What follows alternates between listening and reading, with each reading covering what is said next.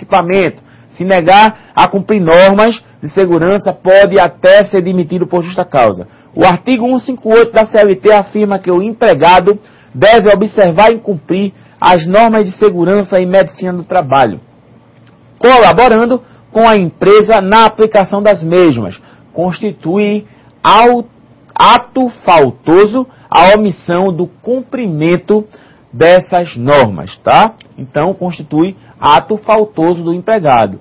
Pensava que era só o trabalhador que tinha obrigação, ou o empregador que tinha obrigação? Não, o trabalhador também tem. Ainda em responsabilidade civil, só aquelas questões de implicações, tá? As lesões corporais, o artigo 1538 do Código Civil, o artigo 946, tá? Fala de ressarcimento das despesas de tratamento, tá? Para danos emergentes. Vai ser responsável também por lucros cessantes até o fim da convalescência, ou seja, até o fim do seguro. O que é lucro cessante? Lucro cessante, vamos supor, eu dependia daquela atividade para sobreviver. E com o acidente que houve, tá? Eu não consegui me manter. Então, lucro cessante é justamente o responsável, o condenado, vai ter que pagar o devido, tá? A renda daquela pessoa durante o tempo que essa pessoa está afastada. Danos morais, se a lesão provocou uma situação vexatória. Lesões corporais, tá? Danos estéticos, se houver deformidades. Pensão vitalícia correspondente à importância do trabalho constituído de um capital para garantir o pagamento das prestações futuras, proporcional à inabilitação para a atividade que desempenhava. Ou seja, são sanções, são penas que podem ser enquadradas na questão do acidente de trabalho também, tá? Então, essa questão aí, para você ver que o acidente do trabalho ele vai muito mais além do que uma simples admissão de CAT, um simples primeiros socorros. Ainda na responsabilidade civil, em caso de homicídio, tá? O artigo 1537 do Código Civil, fala em pagamento de despesas com tratamento da vítima, seu funeral, luto da família, jazigo, etc. Danos morais, pensão mensal correspondente a 2/3 dos rendimentos do cujos até a época em que este completaria 65 anos.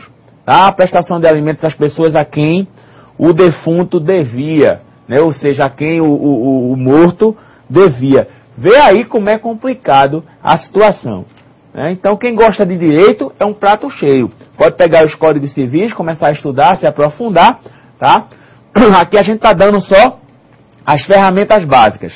Ainda na responsabilidade civil, independência entre a responsabilidade civil e criminal. Eu falei isso, tá? A responsabilidade civil ela independe da criminal. Uma anda numa esfera, outra anda em outra esfera. A condenação criminal, o artigo 63, tá, do Código Penal, fala que a sentença condenatória é transitada em julgado, que é julgado em definitivo, tá? Constitui título executivo judicial para a preparação do juízo civil.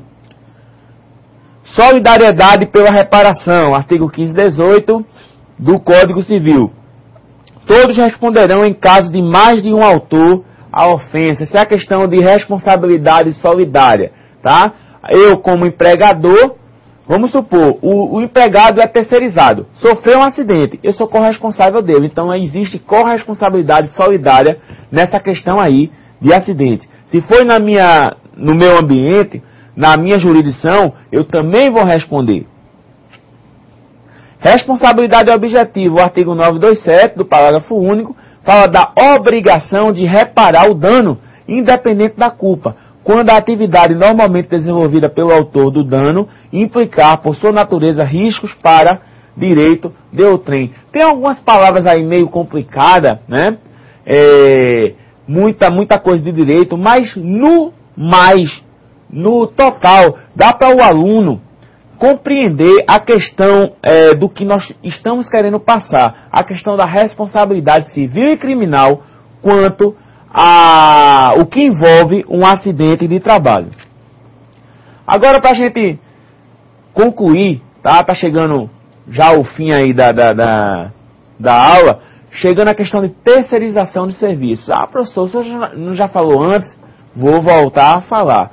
Terceirização é algo muito importante. Hoje nós vivemos num mundo globalizado, há a tendência de reduzir gastos, então tudo o pessoal quer terceirizar. Tá? Serviços gerais, terceiriza. Segurança patrimonial, terceiriza. Tá? Alguns serviços mais braçais na produção, terceiriza. Mas você, como técnico em segurança, o serviço especializado em engenharia de segurança e medicina de trabalho na empresa, também é corresponsável desse pessoal terceirizado. Tem que administrar treinamento, ministrar treinamento a essas pessoas, tá? Capacitar essas pessoas para que não haja nenhum acidente, porque havendo acidente, a empresa também é corresponsável. Inclusive, se houver CIPA, Comissão Interna de Prevenção de Acidentes, dessa terceirizada, ela deve ser convidada, tá, a participar. A questão é tão importante que na própria NR5 fala que, existindo CIPA de terceirizados, deve haver o interrelacionamento, a integração entre essas CIPAs ou membros designados. Tá? Então, para você ver como é importante a questão da terceirização em responsabilidade civil e criminal. Vamos lá, Bíblia. Em caso de terceirização de serviços, a empresa torna-se corresponsável, cabendo a mesma a fiscalização dos serviços, atentando para os seguintes pontos. Preste bem atenção aí nesses pontos.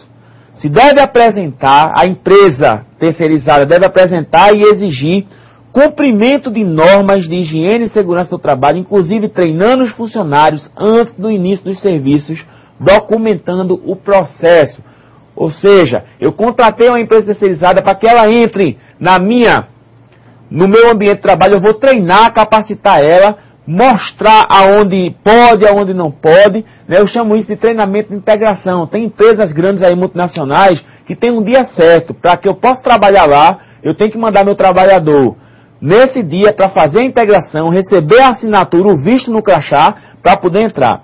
Tá? Permitir que somente pessoas habilitadas executem os serviços exigindo, se possível, certificados. Um exemplo aí é o pessoal de eletricidade. Quem vai trabalhar com eletricidade, a ANR está fazendo a obrigatoriedade do curso de NR10. Tá? Espaço confinado. Se esse trabalhador vai exercer trabalho em espaço confinado, ele tem que ter o curso da NR33. E assim sucessivamente. Então vamos lá. Determinar que a empresa deve ter um chefe ou responsável. E dependendo do número de funcionários, até o técnico de segurança, tá? Pode ter até técnico de segurança, dependendo do número. Em caso de descumprimento das normas, tomar providências cabíveis previstas em contrato. Toda terceirização, geralmente há um contrato, ou deve haver um contrato. E nesse contrato tem que ter as cláusulas